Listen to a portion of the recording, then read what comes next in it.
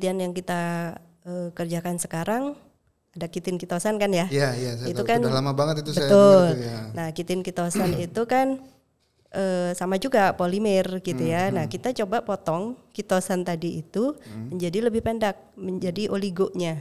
Jadi polimer yang lebih pendek dengan memanfaatkan cendawan dari laut.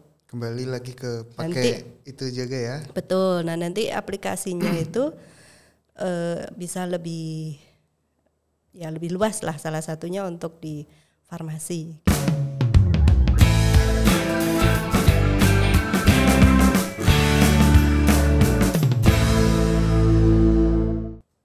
Salah satu produk dari rumput laut kita kenal misalnya ada karaginan.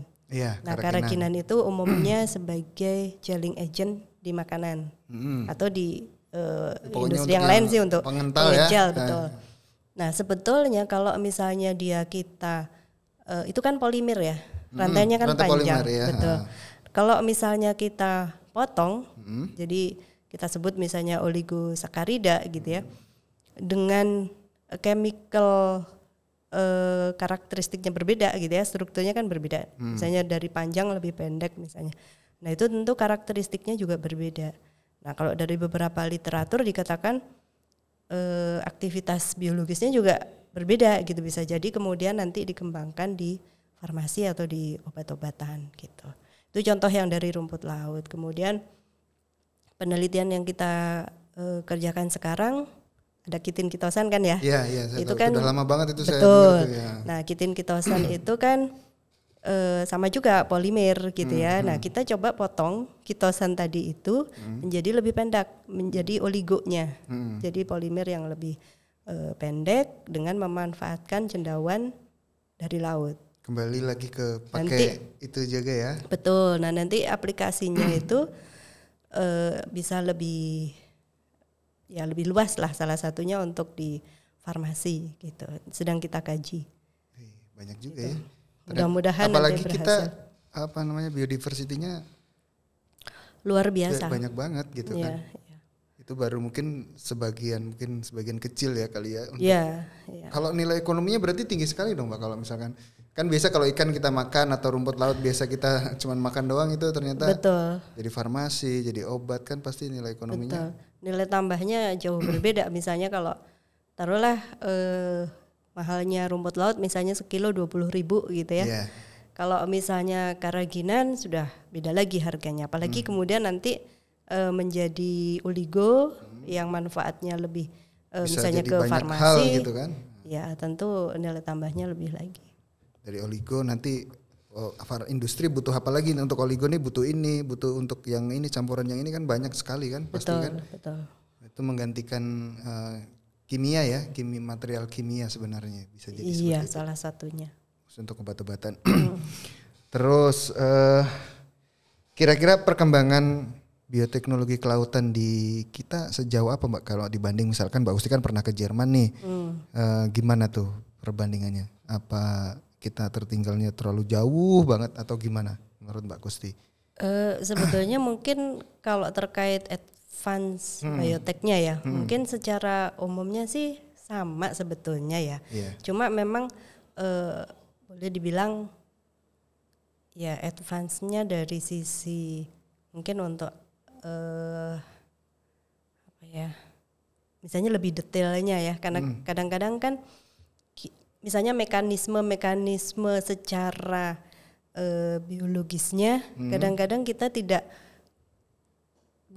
tahu ya, tidak bisa melihat lebih detail karena ada keterbatasan tools, peralatan ya.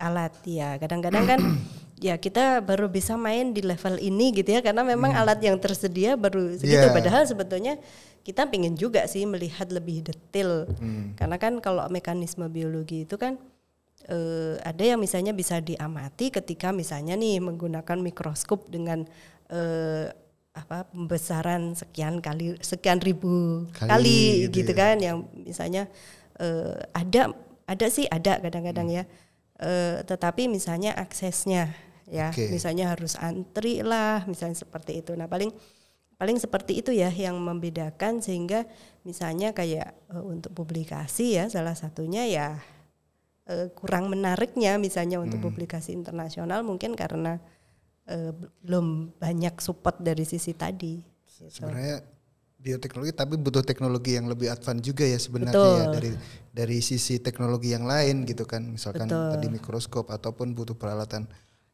yang itu. Nah, kalau akses peralatan gitu kita susah ya memang ya di Indonesia ya, maksudnya terbatas, memang dukungannya kurang atau gimana kira-kira? Ya sebetulnya beberapa peralatan ada gitu ya, cuma karena mungkin jumlahnya itu masih terbatas sehingga antrian itu panjang kadang-kadang. Sehingga kalau ya antrian panjang, terus kemudian juga selain antrian biasanya biayanya juga relatif mahal. Sehingga contohnya saja kayak misalnya kita yang kerja dengan mikroorganisme, kalau saya pakai pendekatan apa manfaatnya dulu nih dari mikroorganisme. Kan kita isolasi. Pendekatannya manfaat dulu ya. Iya, kan kita mengambil mikroorganisme itu kan banyak nih. Kita punya bahkan sekali isolasi gitu ya, misalnya dari satu lokasi itu bisa ratusan cendawan misalnya mikroorganisme. Contohnya kalau kita di lab cendawan itu bisa ratusan kita dapat.